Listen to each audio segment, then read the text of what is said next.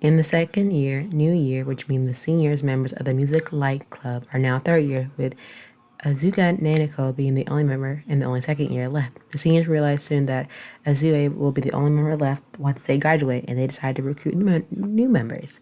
Despite trying many methods, attracting underclassmen, handing out flyers, bringing people in the club, and performing at the welcome ceremony, there are no signs of anyone that plans to join. While heading back to classroom, Azure hears Yu and Hara say that the club is fine with only 5 members so that they can do many fun things together. Changing her mind, she decides they do not need to recruit any members for the time being. Kaon reveals around the members of the Light Music Club as they experience the daily high school of life. From rehearsing for concerts just to messing around, they are ready to make their last year together an exciting one.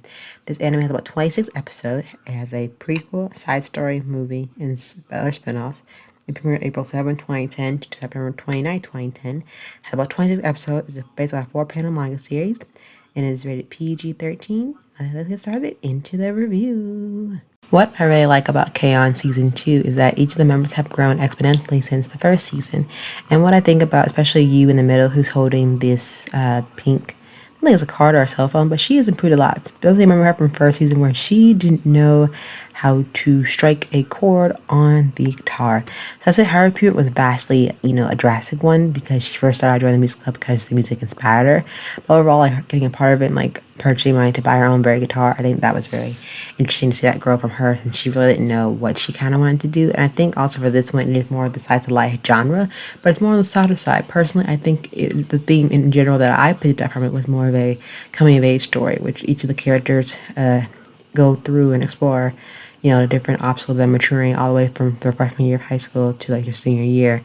And in this case, seeing them mature at the end of season 1 and still maturing, as they become seniors in season 2. And I think overall, the story itself, we kind of live through our own reality as we're watching the anime. We're kind of reminded of our days in high school where, you not only experienced the opportunities, but you grew in maturity, more importantly, developed memories and friendships that would transcend through many years themselves. And at first, that tone is very subtle in the anime. You kind of reminisce like your old high school days to your senior year, and then you're caught up more in the emotional moments before the end of season 1. Then bring that transition on to season 2. I think what makes the best ending for K-On! Especially kind of gets to that same set of actually emotional feel like Clan Story, Kanon, Air, Angel B, and now K-On! And then, you have the same emotional feelings that keep reeling you back in. And for the art for K-On!, especially from season 1 to season 2, the opening theme and the artwork are more brighter, smoother, crisper, and I think when you're having to look at K-On! For the visual appear, you feel like, that there has been a drastic change in the series animation style, and you can definitely tell that compared to season 1 versus season 2. I think overall the sound is lovely. The music does not disappoint.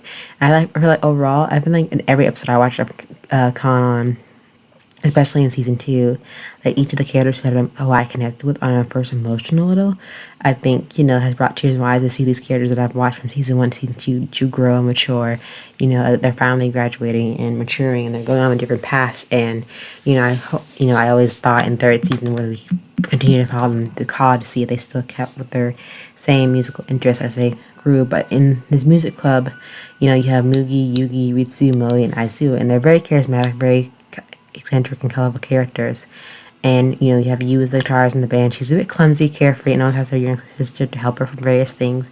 Then you have Ritsu, who's the drummer and the class president. She's very playful and always tells horror stories to scare Mio in order to scare her. Then you have Mu, who's the bassist. She is very beautiful, rich, fearless girl, and the most popular girl in school. And she even has a fan club just for her.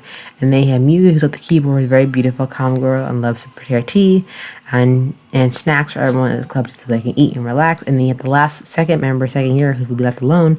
She's also the guitarist, and she was being like the most strictest of the club members in turn when it comes to like music rehearsals. And it doesn't, even though it doesn't happen the way she wants it, she kind of brings like the group together, make sure they kind of stay on task with their well-being. So it's kind of seeing them departed when she's like the second member of the team. But definitely check out K-On! Season 2 if you haven't already.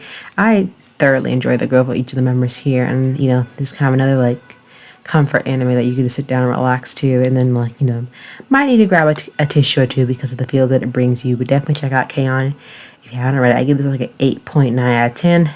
I really thoroughly enjoy it, and definitely check out the movie if you haven't seen it already. Let me know what you think. But until then, bye bye.